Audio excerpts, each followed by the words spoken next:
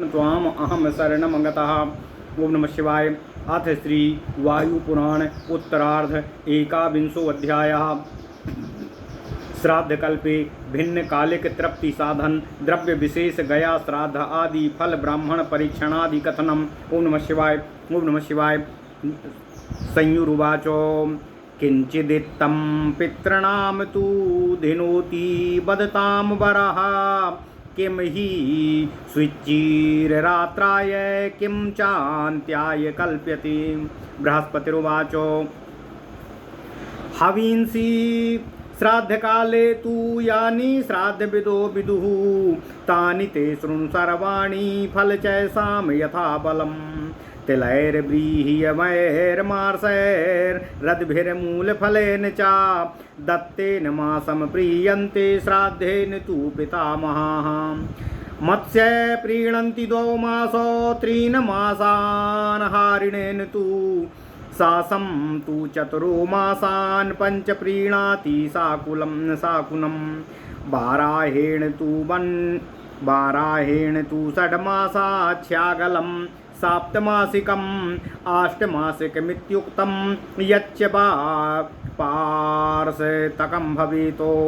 रौरवेण तु प्रीयन्ते 9 मासान् पितामहा गवयस्य तु मांसेन तृप्तिः स्याद्य समासिकी। कूर्मस्य चैव मांसेन मासानेकादश एव तु श्राद्धमेव विजानीयाद् गव्यं संवत्सरं भवेत्। तथा गव्ये समायुक्तं पायसं मधुसर्पिषा बघ्रीणसस्य मांसेन तृप्तिर्द्वादश वार्षिकी।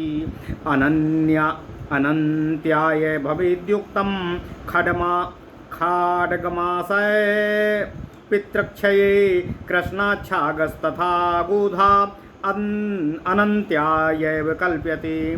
अत्र गाथा पितृगीताः कीर्तयन्ति पुराविदः तास्तेऽहं सम्प्रवक्ष्यामि यथावत् सन्निबोधतो। अपि न स्वाकुले जायाद्योन्यं दद्यात्रयोदशी पायसं मधुसर्पिभ्यां छायायां कुञ्जरस्य तु आजेय सर्वलोहेन वर्षासु च मघासु च ऐष्टव्या बहवा पुत्रा यद्येकोऽपि गयां व्रजेत। गौरीं वाप्युद्ययेद् भार्या नीलं वा व्रसमुत्सृजेत। संयुर्वाच गयादीनां फलं तात प्रब्रूहि मम पृच्छत। पितॄणां चैव यत् पुण्यं निखिलेन ब्रवीहि मे। ओम नमः शिवाय। बृहस्पतिरुवाच अब्धमध्ये गया श्राद्धं यः करोति च मानवः सर्वान् कामांस लभते स्वर्गलोके महीयते। यदि पुत्रो गयां गच्छेत् श्राद्धं कुर्याद् तन्द्रितः कामांस लभते दिव्यान् मोक्षोपायं च विन्दति। उद्यतस्तु गयां गन्तु श्राद्धं कृत्वा विधानता विधाय कर्पटीवेशं ग्रामस्यापि प्रदक्षिणम्।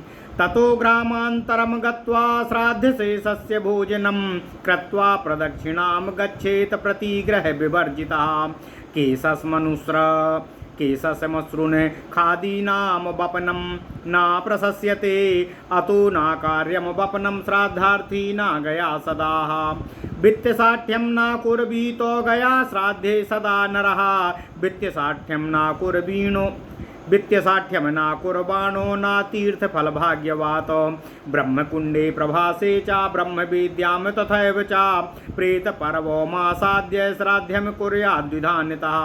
उत्तरे मानसे चैव यत्र मैनाकसंज्ञका उदीच्यां कनखले चैव दक्षिणे मानसे तथा स्नात्वा कृत्वा तथा श्राद्धं पितृलोके समुद्धरेत। स्वर्गपातालमर्त्येषु नास्ति तीर्थसमं भुवि तेषु श्राद्धं प्रकुर्वीत। यदीच्छेत परमां गतिं धर्मारण्यं ततो गच्छेदाद्यं दृष्ट्वा गदाधरं मतंगे च पुनर्दृष्ट्वा बुद्ध्वा नारायणं तथा श्राद्धं कृत्वा विधानेन कुलकोटिः समुद्धरेत। यदि पुत्रो गयां गच्छेत् कदाचित् कालपर्ययात् तानेव भोजयेद् विप्रान् ब्राह्मणा ये प्रकल्पिता। अमानुषतया विप्रा ब्राह्मणा ये प्रकल्पिता तेषु तुष्टेषु सन्तुष्टा पितृभिः सह देवताः न विचार्यम कुलम शीलम विद्याम चा तप एव चा पूजितैस्तेस्तु राजेन्द्रो मुक्तिम प्राप्नोति मानवः ततः प्रवर्तये श्राद्धं यथाशक्ति बलाबलं कामान् स लभते दिव्यान् मोक्षोपायं च विन्दति सवर्णा जातयो मित्रा बान्धवा शूद्रहस्य ये तेभ्यो भूपगया कूपे पिण्डा देया विधानता तेपि यान्ति दिवं सर्वे पिण्डदा इति न श्रुतम् अज्ञातनाम गोत्राणां मन्त्र एष प्रकीर्तिता पितृवंशो समुत्पन्नाः मातृवंशे तथैव च गुरुस्वासुरबन्धूनां ये चान्ये बान्धवास्तथा ये मे कुले लुप्तपिण्डा पुत्रदार विवर्जिता विरूपा आमोगर्भाश्च ज्ञाता ज्ञाता कुले मम क्रियालोपगता ये चान्ये गर्भसंस्थिता तेभ्यो दत्तो मया पिण्डो ह्यक्षयमुपतिष्ठिताम् आत्मनस्तु महाबुद्धे गयायां तु तिलैर्विना पिण्डे निर्वपणं कुर्यात् तथा चान्येत्र गोत्रजाः पुत्रेभ्योऽपि दुहितृभ्य इष्टेभ्योऽपि च सर्वशः दद्यात् पिण्डं प्रयत्नेन बुद्धिमान् सो समाहिता त्रिदिवं यान्ति ते सर्वे पिण्डदा इति च श्रुति ब्रह्मः च कृतघ्नश्च महापातकीनश्च ये ते सर्वे निष्कृतिं यान्ति गयायां पिण्डपातनात् ब्रह्मघ्नश्च सुरापश्च बालवृद्ध गुरुद्रोहा नाशमायाति वै पापं गयायामनुयाति यः यन्नाम्ना पातयेत् पिण्डं तं नयेद् ब्रह्मा शाश्वतम् दुर्लभं त्रिषु लोकेषु नास्ति तीर्थं गया समं नरकस्था दिवं यान्ति स्वर्गस्था मोक्षमाप्नुयुः अपि नास्ते भविष्यन्ति कुले सन्मार्गशीलिना गयामुपेत्य ये पिण्डान् दास्यन्त्यास्माकमादरात् मकरे वर्तमाने तु ग्रहणे चन्द्रसूर्ययो प्रेतपक्षे च चैत्रे च दुर्लभं पिण्डपातनम् अधिमासे जन्मदिने चास्ते च गुरुशुक्रयो न त्यक्तव्यं गया श्राद्धं सिंहस्थे च बृहस्पतौ गयायां सर्वकालेषु पिण्डं दद्याद्विचक्षणा ओम नमः शिवाय गयायामक्षयं श्राद्धं जपहो मतपांसि च पितृक्षया हि ते पुत्रो तस्मात् तत्राक्षयं स्मृतं पुनीयादेकविंशं तु गौर्यामुत्पादितः सुतः माता महास्तु षड्भूया इति तस्य फलं स्मृतं फलं वृषस्य वक्ष्यामि गदतो मे निबोधत वृषोत्सृष्टा पुरा पुनात्येव दशातीतान् दशाविरानो यत् किञ्चित् प्रस्यते तोयैरुत्तीर्णेन जलान् महीम अभ्रसोत्सर्गे पितॄणां तु अक्षयां समुदाहृतम् ओम नमः शिवाय यद्यधि संस्प्रसोतेयं लाङ्गूलादिभिरन्ततः सर्वं तदक्षयं तस्य पितॄणां नात्र संशयः शृङ्गे खुरैर्वा यद्भूमिमुल्लिखल्या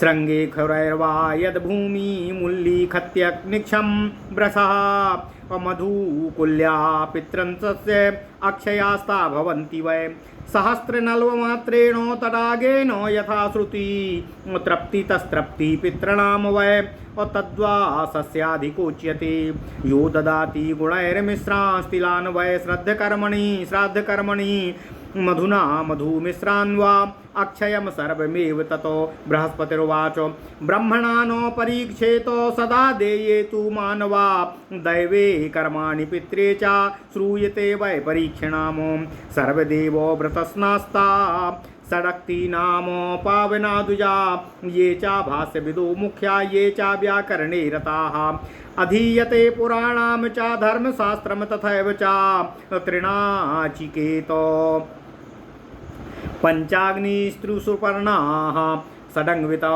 ब्रह्मदेय सुतश्चैव छान्दोगो ज्येष्ठसामगा पुण्येषु येषु तीर्थेषु अभिषेक कृतव्रताः मुख्येषु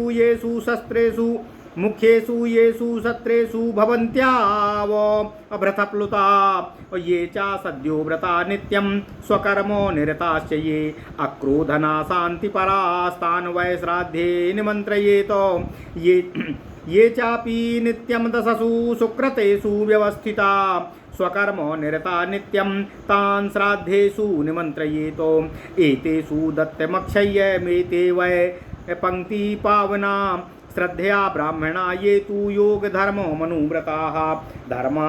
ओम नमः शिवाय, ओम नमः शिवाय, ओम नमः शिवाय। धर्माश्रम वरिष्ठास्ते हव्यकव्येषु ते वरा त्रयोपि पूजितास्ते न ब्रह्म विष्णु महेश्वरा पितृभिः सह लोकाश्च यो ये तान् पूजयेन्नरा पवित्राणां पवित्रं च मङ्गलानां च मङ्गलं प्रथमा सर्वधर्माणां योगधर्मो निगद्यते अपाङ्क्ते यास्तु वक्ष्यामि गदतो मे निबोधतो कितवो मद्यपो यक्षी पशुपालो निराकृति ग्रामपेश्यो बधुरेषु ग्रामप्रेष्यो वार्धूषिको गायना वाणिजस्तथा अगारदाही गर्दः कुण्डासी सोमविक्रयी समुद्रायी दुश्चर्मा तैलिकः कूटकारकः पित्रा विवदमानश्च यस्य चोपपतिर्गृहे अभिशासास्तथा स्तेनः शिल्पैरस्यश्चोपजीवति सूचका पर्वकारी च यस्तु मित्रेषु दुहिरति गणयाचनकश्चैव नास्तिको देववर्जितः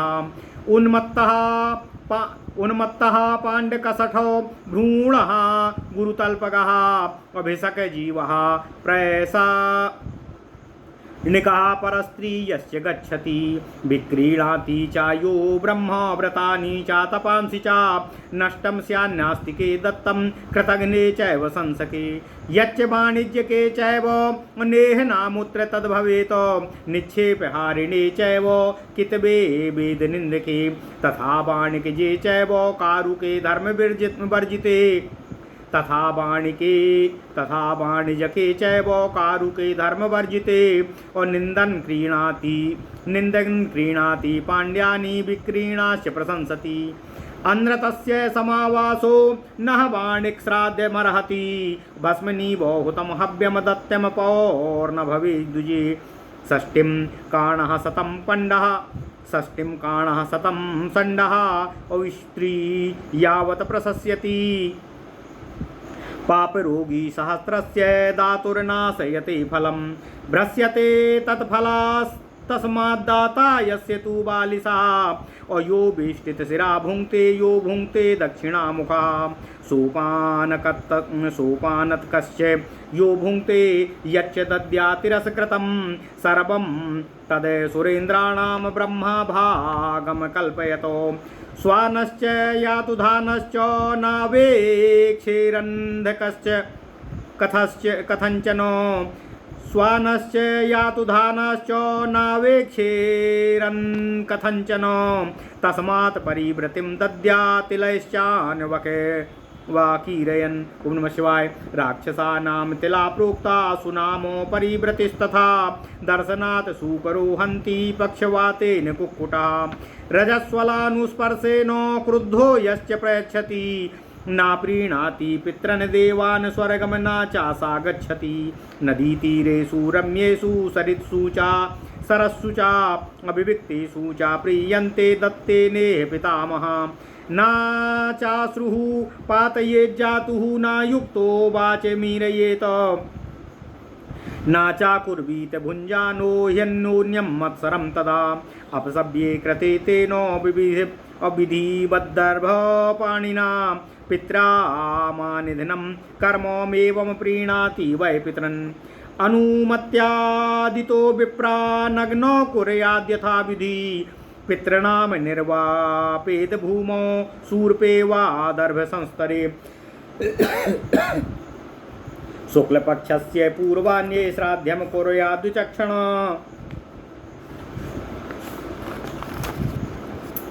कृष्णपक्षे पराह्णे तु रौहिणं नाभिलङ्घयेत एवमेते महात्मनो महायोगा महौजसा सदा वै पितरः पूज्या द्रष्टारो देशकालयो यज्ञहेतोर्यदुद्भृत्य मोहयित्वा जगत्तदा गुहायां निहितं योगं कश्यपेनो महात्मनाम् अमृतं गुह्यमुद्धृत्य योगं योगविदाम्बरा प्रोक्तं सनत्कुमारेण महान्तं धर्मशाश्वतं देवानां परमं गुह्यमृषीणां तु चापरायणं पितृभक्त्या प्रयत्नेन पितृभक्त्यश्च नित्यसा तं च योगं समासेन पितृभक्तस्तु कृष्णसः प्रयत्नात् प्राप्नुयात् तत्र सर्वमेव न संशयः यस्मै श्राद्धानि देयानि यच्च दत्तं महाफलं येषु वाप्यक्षयं श्राद्धं तीर्थेषु च नदीषु च येषु च स्वर्गमाप्नोति तत्ते प्रोक्तं ससंग्रहं बृहस्पतिरुवाच श्रुत्वैवं श्राद्धकल्पं तु योऽसूयां कुरुते नरः सह मज्जे नरके घोरे नास्तिकस्तां सावृताः महारोगावसायस्तु सायः संयतमानसा वेदाश्रमान् मुक्तचित्तः कुम्भीकानाधिगच्छति जिह्वच्छेदं स्तेन मेत्या प्राप्नुयुस्तेन चैवः सीदन्ति ते सागरे लोष्टभूता योगद्विषः स्थायन्ते यादुवर्ति सीदन्ति ते सागरे लोष्टभूता योगदुषः स्थास्यन्ते यावदुर्वी तस्मात् श्राद्धे धर्म उद्दिष्ट एष नित्यं कार्य श्रद्धानेन पुंसाः। ओम नमः शिवाय। परिवादो न कर्तव्यो योगिनां च विशेषतः परवादात् क्रमिर्भूत्वा तत्रैव परिवर्तते योगं परिवदेद्यस्तु ध्वनिनां मोक्षकारणं सह गच्छे नरकं घोरं श्रोता यश्च न संशयः आवृत्तं तमसा सर्वं परमं घोरदर्शनं योगीश्वर परिवादा निश्चयं याति वः योगेश्वराणामाक्रोशम् अशृणुयाद्य यतात्मनाम साहि कालं चिरं मज्जेत कुम्भीपाकेन संशया मनसा कर्मणा वाचा द्वेषं योगी सुवर्जयेत प्रीत्यान्यं तत्फलं भुङ्क्ते इहि चैव न संशयः नापारगो विन्दन्ति अपरमात्माना स्त्रीलोकमध्ये चरति स्वकर्मभिः ऋचो यजुःसां तदङ्गपारगो विकारमेवं ह्यानवाप्य सीदति विकारपारः प्रकृते च अपरगस्त्री विकारपारः प्रकृतेश्च अपरगस्त्रियै गुणानां त्रिगुणान्तपारगाः तत्त्वं चतुर्विंशति योगपारगाः सः पारगो यस्त्वायान्तपारगाः कृत्स्नं यथा तत्त्वा विसर्गे अमात्मनस्तथैव तथैव भूयः प्रलयं सदात्मनः प्रत्याहरेद्योगबलेन योगवित्स सर्वपार क्रमयान गोचरः वेवस्य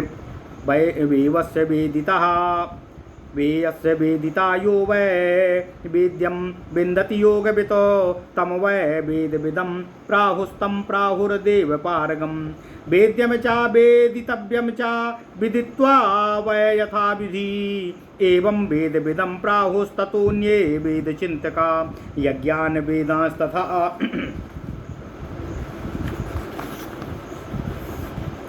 तथा कामानि ज्ञानानि विविधानि च प्राप्नोत्यायुः प्रजाश्चैव पितृभक्तो धनानि च श्राद्धे या श्राद्धकल्पं वै अस्तित्वं नियतं पठेत सर्वाण्येतान्यवाप्नोति तीर्थे दानफलानि च सः पङ्क्तिपावनश्चैव द्विजानामग्र भुङ्भवेत् आध्याप्य वा द्विजान् सर्वान् कामान् वाप्नुयात् यश्चैव शृणुयात् नित्यमानत्यं स्वर्गमश्नुते अनसूयोजित क्रोधो लोभमोह विवर्जितः तीर्थानां च फलं कृत्स्नं दानादीनां तथैव च मोक्षोपायो हयं श्रेष्ठा स्वर्गोपायो हयं परः इह चापि परातुष्टि तस्मात् कुर्वीति यत्नतः इमं विधिं यो हि पठेदतन्द्रितः समाहिता संसदि पर्वसन्धिषु यः इमं विधिं यो हि पठेद तंत्रितः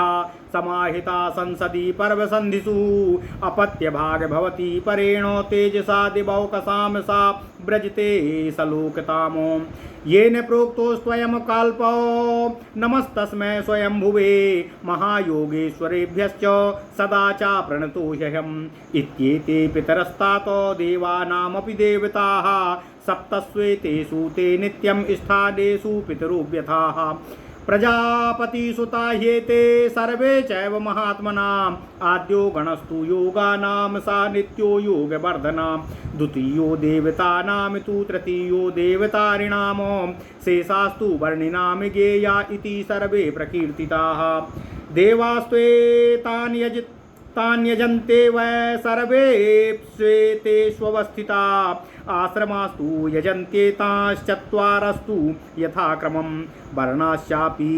यजन्त्येताश्चत्वारस्तु यथाविधि तथा शङ्करजाताश्च म्लेच्छाश्चैव यजन्ति वै पितरश्च यो यजेद भक्त्या पितरः पूजयन्ति तं पितरः पुष्टिकामश्च प्रजाकामाश्च वा पुनः पुष्टिं प्रजाश्च स्वर्गं च प्रयच्छन्ति पितामहः देवकार्यादपि सूनो पितृकार्यं विशिष्यते देवतानां हि पितरः पूर्वमाप्यायनं स्वयं नाहि योगपति सूक्ष्मा पितॄणां चापरः गतिः तपसा विप्रकृष्टेन दृश्यते मांसचक्षुषा सर्वेषां राजतमपात्रमथवा रजतान्वितं पावनं ह्युत्तमं प्रोक्तं देवानां पितृभिः सह येषां दास्यन्ति पिण्डास्त्रीन् बान्धवा नाम गोत्रता भूमौ कुशोत्तरायां च अपसभ्यो विधानतः सर्वत्र वर्तमानास्ते पिण्डाः प्रीणन्ति वै पितरन्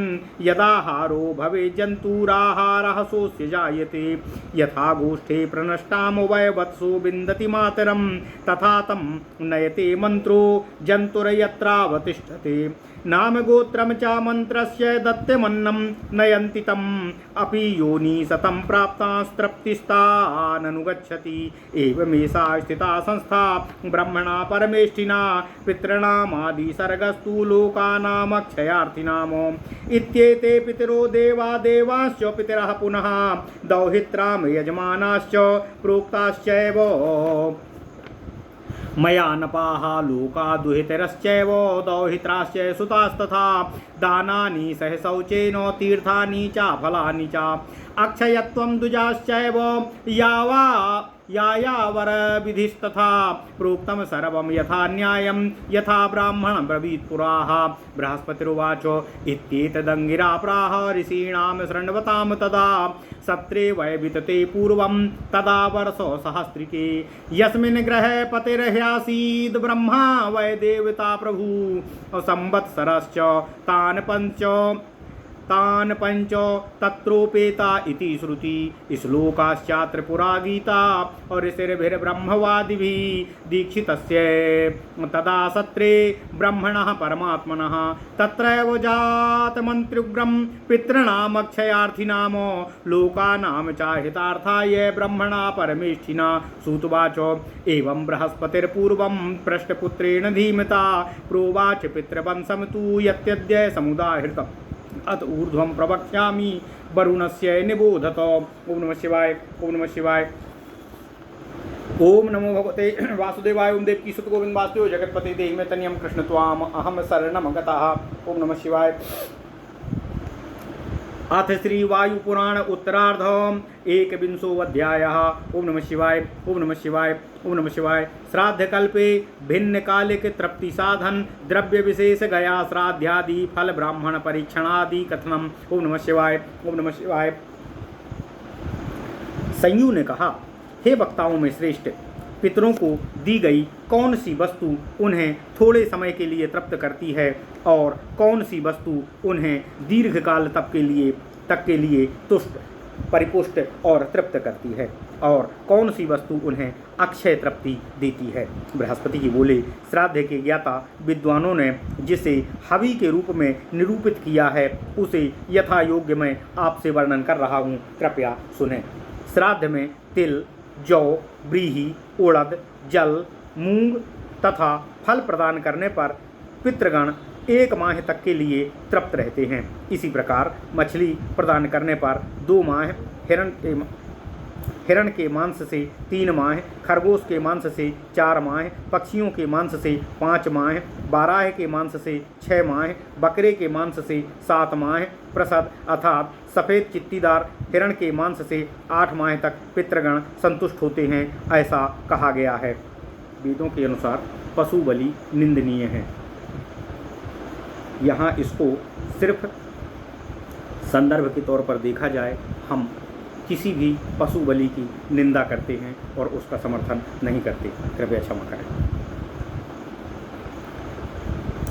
कच्छप के मांस से 11 माह तथा गोरस से 1 वर्ष तक पितृगणों की तृप्ति होती है। दूध, घृत तथा मधु मिश्रित पायस द्वारा भी 1 वर्ष की तृप्ति होती है। बद्रीण नस के मांस से किए गए श्राद्ध से 12 वर्षों तक की तृप्ति होती है। गेंडे के मांस से किया गया श्राद्ध अनंत काल तक पितृगणों को तृप्त करता है। इसी प्रकार काले बकरे का तथा गोह के मांस से भी पितृगण चिरकाल तक तृप्त रहते हैं। इसके पश्चात अब मैं आप लोगों से पितरों द्वारा कही गई उस गया गाथा का वर्णन कर रहा हूँ, जिसे प्राचीन इतिहास के जानकारों ने कहा था। आप लोग उसे यथावत सुने। पितृगण कहते हैं कि क्या कोई ऐसा सुपुत्र हमारे वंश में जन्म लेगा जो त्रयोदशी तिथि को गज छाया योग के में हमारे लिए मधु, घृत तथा दूध से बने हुए पकवान तथा अन्न का दान करेगा। वर्षा ऋतु में और विशेषकर मघा नक्षत्र में संपूर्ण लाल रंग के बकरे का मांस प्रदान करें। लोगों को अनेक पुत्रों की कामना करनी चाहिए, क्योंकि यदि उनमें से एक भी श्राद्ध के लिए गया की यात्रा करेगा, एक भी अपनी गौर वर्ण वाली सुकन्या का विवाह कर देगा, अथवा एक भी हमारे अभिप्राय से नील वृषभ का उत्सर्ग करेगा, अर्थात नंदी का। संयू ने कहा, हे तात, अब मैं आपसे गया आदि तीर्थों के महात्म्य के विषय में कुछ पूछ रहा हूँ। आप बतलाइए कि वहाँ पितरों के लिए जो भी श्राद्ध आदि कर्म किए जाते हैं उसका पुण्य क्या मिलता है, और इसे आप पूरी तरह से हमें बताने की कृपा करें। बृहस्पति जी ने कहा, जो मनुष्य 1 वर्ष में ही गया जाकर श्राद्ध आदि करता है उसकी सभी कामनाएं पूरी होती हैं और अंत में स्वर्ग जाकर वहां सम्मिलित होता है। यदि पुत्र गया की यात्रा कर वहां सचेत होकर श्राद्ध करता है तो वह सभी दिव्य कामनाओं को प्राप्त करता है और उसे मोक्ष के उपाय भी प्राप्त हो जाते हैं। गया जाने के लिए तत्पर व्यक्ति को चाहिए कि वह सबसे पहले विधि पूर्वक श्राद्ध करे, फिर कसाय वस्त्र धारण कर अपने ग्राम की प्रदक्षिणा करे। इसके बाद दूसरे ग्राम में जाकर बचे हुए श्राद्धान्न का भोजन करे, प्रदक्षिणा करे और उसके पश्चात बिना किसी प्रतिग्रह के प्रस्थान करे। गया यात्रा के समय दाढ़ी, मूछ या केस आदि कटवाना उचित नहीं होता है, अतः श्राद्धकर्ता को गया यात्रा में मुंडन आदि नहीं कराना चाहिए। मुंडन आदि गया यात्रा के पूर्व ही कराना चाहिए। लोगों को गया यात्रा में कृपणता नहीं करनी चाहिए, क्योंकि कृपणता करने पर यात्रा का उत्तम फल प्राप्त नहीं होता है। गया यात्री को ब्रह्मकुंड, प्रभास, ब्रह्मवेदी और प्रेतशिला पर जाकर विधि विधान से श्राद्ध करना चाहिए। उत्तर मानस तीर्थ में जहाँ मैनाक पर्वत की श्रेणियाँ हैं वहाँ पर भी श्राद्ध करना चाहिए। उत्तर दिशा में कनखल तथा दक्षिण दिशा में मानस स्थल पर स्नान कर श्राद्ध करने पर पितरों का उद्धार हो जाता है। गया के समान तीर्थ स्थान स्वर्ग, मर्त्य तथा पाताल लोक में कहीं पर भी नहीं है। यदि कोई परम गति प्राप्ति करने की इच्छा रखता हो तो उसे इन तीर्थों में श्राद्ध अवश्य करना चाहिए। इस प्रकार का वह सर्वप्रथम भगवान गदाधर के दर्शन कर फिर धर्मारण्य में जाना चाहिए। मतंग में पुनः गदाधर का दर्शन, नारायण का स्मरण कर विधि पूर्वक श्राद्ध करना चाहिए। इस प्रकार वह अनेकों करोड़ों कुलों का उद्धार करता है। यदि पुत्र कदाचित समय चक्र से चला जाता है तब श्राद्ध के लिए कल्पित ब्राह्मणों को ही वहाँ भोजन कराएं। श्राद्ध के लिए प्रकल्पित ब्राह्मणों को मनुष्य नहीं समझना चाहिए, क्योंकि उनके तृप्त होने पर पितरों के साथ देवगण भी तृप्त हो जाते हैं। हे राजेंद्र, श्राद्ध के लिए नियुक्त ब्राह्मणों के कुल, शील, विद्या तथा तपस्या का विचार नहीं करना चाहिए, क्योंकि उनके पूजित होने पर मनुष्य मोक्ष प्राप्त कर लेता है। मनुष्यों को यथाशक्ति तथा सामर्थ्य के अनुसार श्राद्ध का अनुष्ठान करना चाहिए। इस प्रकार श्राद्ध का आयोजन करने वाला अपनी सभी अभिलाषाओं को प्राप्त करता है तथा मुक्ति के उपाय भी उसे प्राप्त होते हैं। हे राजन, अपने वर्ण, अपनी जाति, मित्रों, परिवार वालों तथा हितैषियों का गया कूप में विधि विधान के अनुसार पिंड देना चाहिए। इस प्रकार पिंडदान करने पर पिंड ग्रहीता तथा पिंडदाता दोनों स्वर्ग की प्राप्ति करते हैं, ऐसा कहा है। अज्ञात नाम गोत्र व्यक्तियों के पिंडदान का मंत्र इस प्रकार है। जो लोग मेरे पितृवंश अथवा मेरे मातृवंश में उत्पन्न हुए हों, गुरु, ससुर, उनके भाई तथा खानदानी अन्य बांधव वर्ग जो हों मेरे कुल में, जिन्हें पिंड प्राप्ति की आशा न हो, जो स्त्री पुत्र आदि से रहित हों, जो हमारे कुल के ज्ञाता अथवा जो हमारे कुल में ज्ञात अथवा अज्ञात रूप से पैदा हुए हों, जो कुरूप रोगी थे, जिनके सत्कर्म नष्ट हो गए हों, गर्भा अवस्था में ही जिनका अंत हो गया हो, उन सबके लिए मेरे द्वारा दिया गया यह पिंड उन्हें अक्षय तृप्ति प्रदान करे। ओम नमः शिवाय। गया क्षेत्र में स्वयं का पिंड बिना तिल के देना चाहिए। श्रेष्ठ बुद्धिमान व्यक्ति अन्य अपने वंश में उत्पन्न पुत्र पुत्री तथा इष्ट व्यक्ति को यत्नपूर्वक समाहित चित्त से पिंडदान करे। इससे पितृग्राही तथा पिंडदायी दोनों को ही स्वर्ग की प्राप्ति होती है, ऐसा कहा गया है। ब्रह्म हत्यारे, कृतघ्न तथा महापातकी व्यक्ति भी गया श्राद्ध से मुक्ति पा जाते हैं। ब्रह्मग्न, मद्यप, बालक, वृद्ध तथा गुरु से द्रोह करने वाले भी यदि गया की यात्रा करते हैं तो उनके पाप नष्ट हो जाते हैं। जिनका नाम लेकर पिंडदान किया जाता है वे तत्काल शाश्वत ब्रह्मपद को प्राप्त करते हैं। इस गया तीर्थ की भांति दुर्लभ तीर्थ तीनों लोकों में अन्य कोई भी नहीं है। यहाँ पिंडदान करने पर नरकगामी को स्वर्गलोक तथा स्वर्गलोक में को जाने वाला मोक्ष को प्राप्त करता है। मनुष्य अपने मन में यह कल्याणकारी कामना करते हैं कि हमारे वंश में इस प्रकार के सन्मार्गी पुत्र उत्पन्न होंगे जो गया जाकर हमारे लिए पिंडदान करेंगे। सूर्य के मकर राशि में होने पर, चंद्र तथा सूर्य ग्रहण के अवसर पर, पितृपक्ष तथा चैत्र मास में पितृपक्ष तथा चैत्र मास कहाँ गया, इस गया तीर्थ की भांति दुर्लभ तीर्थ तीनों लोकों में अन्य कोई नहीं है। यहाँ पिंडदान करने पर नरकगामी को स्वर्गलोक तथा स्वर्गलोक में जाने वाले को मोक्ष की प्राप्ति होती है। मनुष्य अपने मन में यह कल्याणकारी कामना करते हैं कि हमारे वंश में इस प्रकार के सन्मार्गी पुत्र उत्पन्न हों जो गया जाकर हमारे लिए पिंडदान करें। सूर्य के मकर राशि में होने पर, चंद्र तथा सूर्य ग्रहण के अवसर पर, पितृपक्ष तथा चैत्र मास में पिंडदान अत्यंत दुर्लभ है। अधिक मास में जन्मदिन पर, गुरु तथा शुक्र के अस्तकाल में तथा सिंह राशि में बृहस्पति के आने पर गया में श्राद्ध कदापि छोड़ना नहीं चाहिए। ओम नमः शिवाय। विद्वान व्यक्ति सदा गया में श्राद्ध करते हैं। गया तीर्थ में किया गया श्राद्ध जप, हवन तथा तपस्या अक्षय फल प्रदान करने वाले होते हैं। हे पुत्र, पितरों की मृत्यु तिथि को किया गया श्राद्ध भी अक्षय होता है। गौरी पत्नी से उत्पन्न अपनी 21 पीढ़ियों को और अपने ननिहाल की 6 पीढ़ियों को पवित्र करता है। इस प्रकार का फल कहा गया है। अब वृषोत्सर्ग के फल का वर्णन मैं कर रहा हूँ। जो व्यक्ति वृषोत्सर्ग अर्थात नंदी छोड़ता है वह अपने पूर्व की 10 पीढ़ियों और बाद में आने वाली 10 पीढ़ियों को पवित्र करता है। ओम नमः शिवाय। ओम नमः शिवाय। जो वृष जल में तैरकर भूमि पर आता है उसके पूंछ से गिरने वाले जल से वृषोत्सर्ग के लिए एकत्रित वस्तुओं का स्पर्श होता है वे पितरों के लिए अक्षय फलदायिनी होती हैं। इसी प्रकार वृष के लांगूल आदि से गिरने वाले जल से स्पर्श होने वाली वस्तुएं भी पितरों को अक्षय संतुष्टि प्रदान करने वाली होती हैं। यह संशय रहित है। अपने सींगों तथा खुरों से वृष जो भूमि खोदता है वह भूमि अक्षय मधु की नहर के रूप में पितरों को तृप्त करती है। एक सहस्त्र नल्व अर्थात 400,000 हाथ में फैले हुए तालाब के बनाने से पितरों को जो तृप्ति मिलती है उससे अधिक तृप्ति वृषोत्सर्ग से होती है। गुड़ युक्त तिल, मधु युक्त तिल अथवा मधु से जो श्राद्ध किया जाता है वह पितरों को अक्षय फल प्रदान करता है। बृहस्पति जी ने कहा, दान के विषय में ब्राह्मणों की परीक्षा नहीं करनी चाहिए, केवल देव कार्य तथा पितर कार्य में ही ब्राह्मणों की परीक्षा सुनी गई है।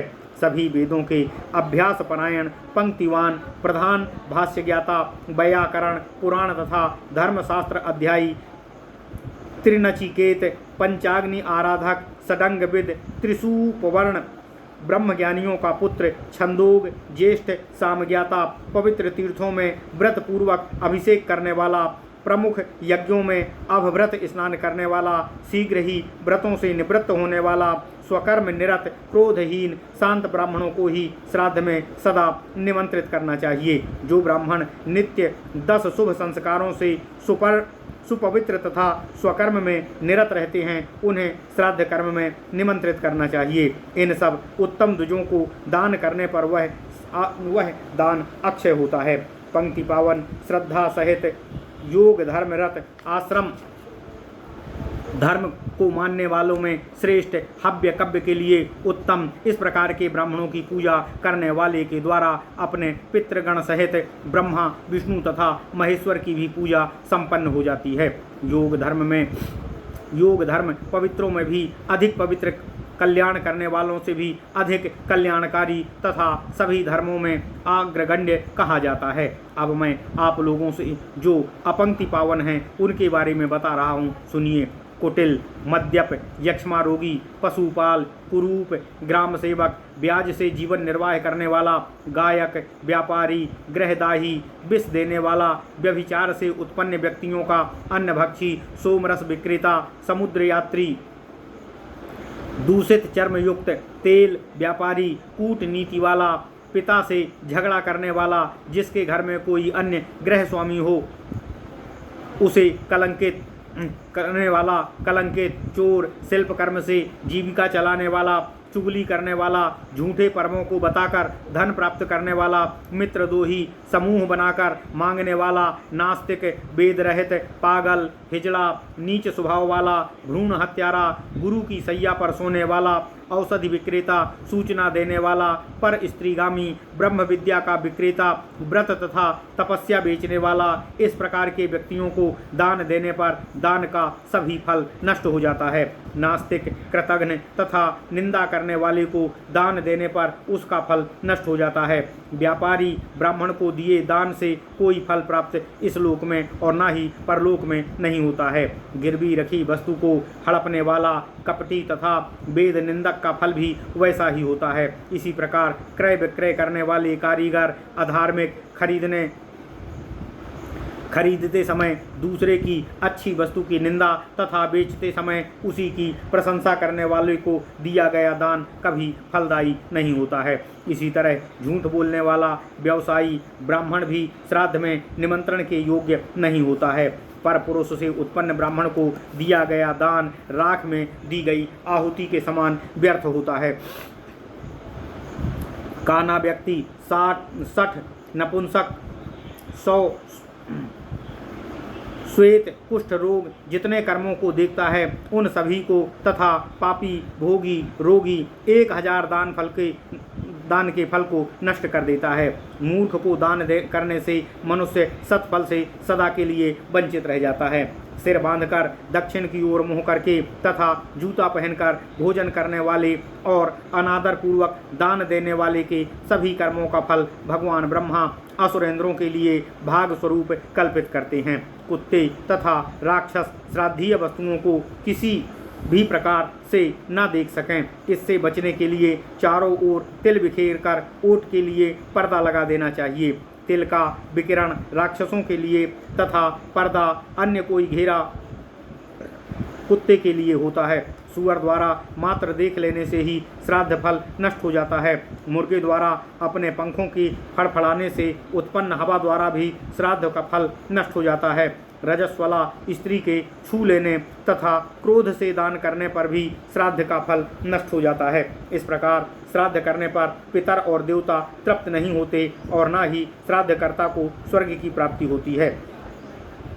मनोरम नदी तट पर, छोटी नदियों तथा सरोवरों के रमणीय एकांत तट पर किए गए श्राद्ध कर्म से पितामहगण तृप्त होते हैं। श्राद्ध के अवसर पर न तो रोना चाहिए, न ही सामान्य बातचीत में सम्मिलित होना चाहिए। भोजन करते हुए श्राद्ध नहीं करना चाहिए। श्राद्ध के समय परस्पर द्वेष भी नहीं करना चाहिए। अपसभ्य होकर जनेऊ को दाहिने कंधे पर धारण कर नियमानुसार कुश लेकर मनुष्यों को जीवन पर्यंत पितरों का श्राद्ध करना चाहिए। इस प्रकार करने से पितरों को तृप्ति होती है। सबसे पहले ब्राह्मणों की आज्ञा लेकर अग्नि में आहुति प्रदान करना चाहिए। पितरों के लिए दिया जाने वाला पदार्थ भूमि अथवा सूप पर या कुश पर रखना चाहिए। बुद्धिमान व्यक्ति शुक्ल पक्ष में दिन के पूर्वार्ध में तथा कृष्ण पक्ष में दिन के उत्तरार्ध में श्राद्ध करे। रोहिणी का उल्लंघन किसी भी दशा में न करे। देश काल के दृष्टा पूजनीय महातेजस्वी महायोगी तथा महान महात्मा उन पितरों की सदा पूजा करनी चाहिए। पितृगणों के प्रति भक्तिभाव रखने वाला सदा उत्तम योगों की सिद्धि का फल प्राप्त कर लेता है। पितरों को ध्यान कर मनुष्य अपने शुभाशुभ कर्मों को त्याग कर मोक्ष को प्राप्त करता है। महात्मा कश्यप ने संसार को मोहित कर यज्ञ के निमित्त जिस योग का उद्धार कर उसे एक गुफा में सुरक्षित रखा था, उस अमृतमय अतिशय गोपनीय शाश्वत तथा श्रेष्ठतम परम योग धर्म का उद्धार कर सनत कुमार ने उसका प्रकाशन किया था। देवताओं के उस परम गोपनीय तथा ऋषियों के आश्रयनीय योग को भक्तगण पितृभक्ति के प्रभाव से नित्य ही प्राप्त कर लेते हैं। इसमें संदेह नहीं है कि अपने अति प्रयत्न से पितरों को प्रति भक्ति रखने वाला तथा योग को संपूर्ण रूप से प्राप्त कर लेता है। जिन्हें श्राद्ध प्रदान करना चाहिए, श्राद्ध में जिसके दान से उत्तम फल की प्राप्ति होती है, जिन तीर्थों तथा नदियों में किए गए श्राद्ध का फल अक्षय होता है तथा जिन तीर्थों में श्राद्ध से स्वर्ग की प्राप्ति होती है, उन सब का वर्णन मैंने तुम लोगों से कर दिया है। बृहस्पति जी बोले, इस प्रकार के श्राद्ध कल्प को सुन करके जो भी भक्त ईर्ष्या करता है वह नास्तिक घोर तमाच्छन्न होकर भयंकर नरक में जाता है, और जो समाहित चित्त से श्राद्ध कर्म का संपादन करते हैं उनके महारोग भी दूर हो जाते हैं। वेद तथा वर्णाश्रम से भ्रष्ट चित्त व्यक्ति कुंभीपाक नरक में जाता है। उसकी विद्या उसकी जिह्वा का छेदन होता है और वह शौर्य कर्म में लिप्त होता है। योग से द्वेष रखने वाले व्यक्ति मिट्टी का ढेला बनाकर पृथ्वी की स्थिति तक समुद्र में निवास करते हैं। अतः लोगों को चाहिए कि पूर्व में बताई गई श्राद्ध पद्धति का विधि पूर्वक सदा पालन करें। विशेष रूप से योगियों की निंदा ना करें, क्योंकि योगियों की निंदा करने पर मनुष्य को क्रम योनि प्राप्त होती है। जो व्यक्ति योगियों के लिए मोक्ष के कारण स्वरूप योग की निंदा करता है वह घोर नरक में जाता है, इसमें संशय नहीं है। जो व्यक्ति इस प्रकार की निंदा को सुनता है उसकी भी वही गति होती है, इसमें भी कोई संदेह नहीं है। योग ध्यानरत योगेश्वरों की निंदा करने वाला घोर दर्शन नामक तमाच्छन्न नरक कुंड में गिरता है। महात्मा योगेश्वरों के प्रति क्रोध युक्त वचन सुनने वाला भी कुंभीपाक नरक में जाता है, इसमें जरा भी संदेह नहीं है। मन वचन तथा कर्म से योगी जनों के प्रति द्वेष भाव का परित्याग करना चाहिए। इस प्रकार वह इस जन्म में तथा अगले जन्म में भी इसका सुफल प्राप्त करता है, यह संशय रहित है। जो लोग योग साधना में प्रवीण नहीं हैं वे परमात्मा पद प्राप्त नहीं कर पाते और अपने कर्म के अनुसार फल के भोग के लिए बार बार तीनों लोकों में भ्रमण करते रहते हैं। किंतु जिन्होंने ऋक यजु और सामवेद को उनके अंगों सहित प्राप्त कर लिया है वे इस प्रकार के विकार को प्राप्त नहीं करते और परमानंद पूर्वक स्थित रहते हैं। जो विकृति तथा प्रकृति से परे हैं तथा जो तीनों गुणों सत्व रज तम के पारगामी हैं वे ही त्रिगुणातीत हैं। जो योग तथा 24 तत्वों के पारगामी हैं वे ही इस जन्म में सांसारिक संबंधों के पारगामी हैं। योगी जब अपने योग बल से सभी तत्वों का विसर्जन करता है तभी उसका आत्म प्रलय संघटित होता है। इस प्रकार के योग तत्वों के ज्ञाता योगी योग बल द्वारा जिनकी सर्वोत्परि गति है उस परम पुरुष के गोचर भूत होते हैं। जो योग पारंगत योगी वेद का पूर्ण अध्ययन कर वेद द्वारा ज्ञात होने वाले परम पुरुष को प्राप्त करते हैं, जो वेद प्रतिपाद्य उस परम पुरुष को जान पाते हैं, वे ही वेदवित हैं, अन्य सभी वेद चिंतक मात्र हैं। पितरों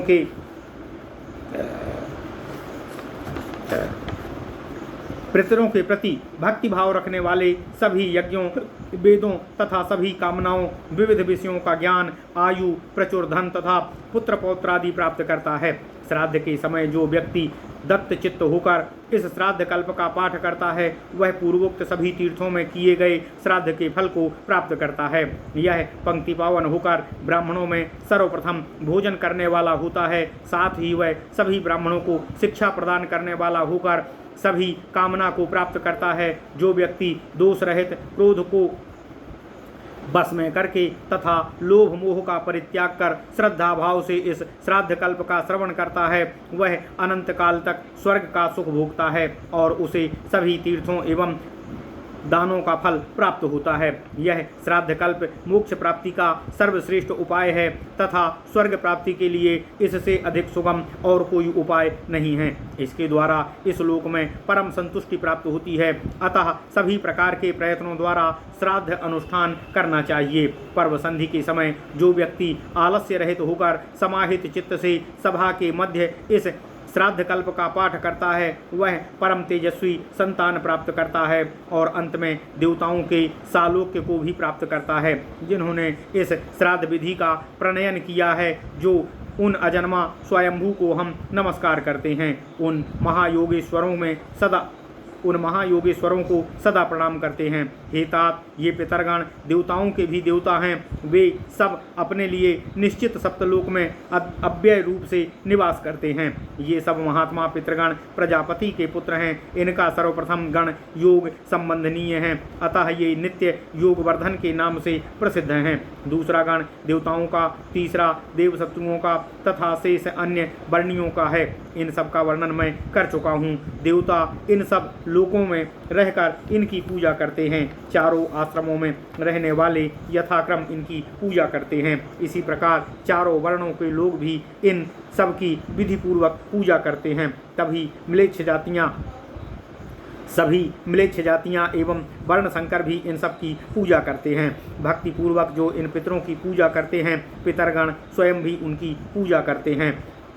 पितृ पितामहगण इन पुष्टि तथा प्रजाओं की कामना करने वालों को पुष्टि, प्रजा तथा स्वर्ग प्रदान करते हैं। देव कार्य की भी अपेक्षा पुत्र के लिए पितृ कार्य अधिक श्रेष्ठ है।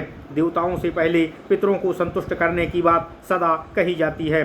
पितृगणों की परम सूक्ष्म योग गति उत्कृष्ट तप प्रभाव न होने के कारण चर्म चक्षु द्वारा दृष्टिगोचर नहीं होती है। देवताओं तथा पितरों के लिए चांदी के पात्र कहे गए हैं। चांदी के पात्र के अभाव में पात्र को चांदी से मढ़ा हुआ होना चाहिए। इस तरह के पात्रों को वह पितृ कार्यों के लिए अति पवित्र कहा गया है।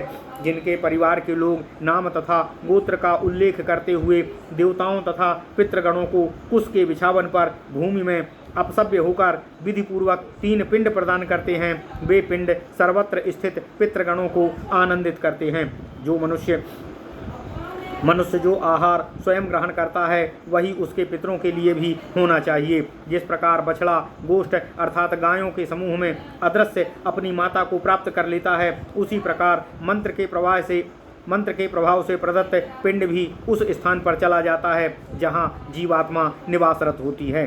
पितृगणों के नाम, गोत्र तथा मंत्र श्राद्धीय अन्न को उसके पास ले जाते हैं, चाहे वह सैकड़ों योनियों में क्यों न चले गए हों। श्राद्ध के अन्न आदि से उसकी तृप्ति होती है। परमेष्ठी ब्रह्मा द्वारा यह व्यवस्था निश्चित की गई है। अक्षय लाभ के इच्छित लोगों के लिए ही पितरों की आदि सृष्टि ब्रह्मा जी द्वारा की गई है। ये पितृगण देव स्वरूप हैं तथा देवगण ही पितृ स्वरूप हैं। हे अनघ, हे ऋषिगण, हे दौहित्र अर्थात नाती ही उन पितृगणों के यजमान हैं। इस लोक के सभी उनकी पुत्री, नाती तथा पुत्र के रूप में हैं। ब्रह्मा जी द्वारा पूर्व काल में जिस प्रकार श्राद्ध कर्म की पवित्रता, दान, तीर्थ, फल, अक्षय फल प्राप्ति, द्विजगण, यात्रा विधि आदि सभी विधियों का वर्णन किया गया है, वह सब नियम मैंने आप लोगों को बता दिए हैं। हे बृहस्पति जी ने कहा, प्राचीन काल में ऋषि अंगिरा के पूछने पर पितरों के विषय में संदेहजनक बातों की चर्चा एक सभा में हुई थी। इस प्रकार सुना जाता है कि पूर्व काल में 1 सहस्त्र वर्षों तक चलने वाला एक महायज्ञ संपन्न हुआ था, जिसमें ब्रह्मा जी ने गृहपति बनकर 500 वर्षों तक देवताओं पर प्रभुत्व स्थापित किया था। ब्रह्मवेत्तागण इस विषय में कुछ श्लोक कहते हैं। इस श्लोक का अर्थ इस प्रकार है, उस महायज्ञ में परमेष्ठी परमात्मा भगवान ब्रह्मा के दीक्षित होने पर उन्हीं से समस्त लोकों में मंगल के लिए अक्षय लाभ प्रार्थी पितरों का श्रेष्ठ जन्म वहीं पर हुआ था। सूत जी ने कहा, पहले भगवान बृहस्पति ने अपने धीमान पुत्र द्वारा पूछे जाने पर जिस प्रकार पितृवंश का वर्णन किया था, उसी रूप में मैंने वह वर्णन आपके सम्मुख कर दिया है। इसके पश्चात अब मैं वरुण वंश का आगे आप लोगों से वर्णन करूँगा। ओम नमः शिवाय। इति श्री वायु महापुराणे वायु प्रोक्ते उत्तरार्धे श्राद्धकल्पे भिन्न कालिक तृप्ति साधन द्रव्य विशेष गया श्राद्ध आदि फल ब्राह्मण परीक्षादि कथनम नाम 21वां अध्याय। इस प्रकार श्री वायु महापुराण के उत्तरार्ध में श्राद्ध कल्प नामक 21वां अध्याय पूर्ण हुआ। ओम नमः शिवाय, ओम नमः शिवाय, ओम नमः शिवाय। ओम नमो भगवते वासुदेवाय। ओम देवकी सुत गोविंद वासुदेव जगतपति देह में तनियम कृष्ण त्वाम अहम शरणम गतः।